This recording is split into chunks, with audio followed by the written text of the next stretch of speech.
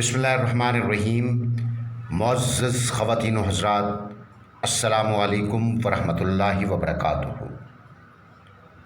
अल-कासिबु हबीबुल्लाह, मेहनती खुदा का दोस्त है।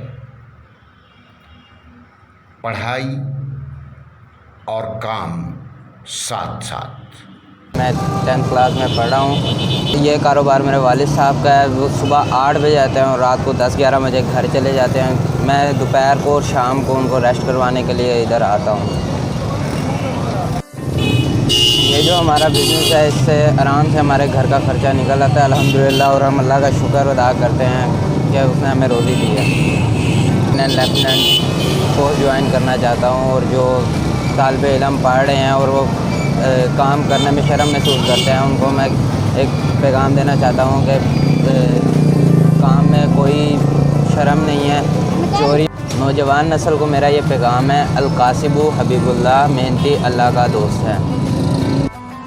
मुअज़्ज़ज़ ख़वातीन व हज़रात, अर्ज़ वतन अर्ज़ Pakistan, please subscribe, like, share and comment. अर्ज़ वतन अर्ज़ पाकिस्तान।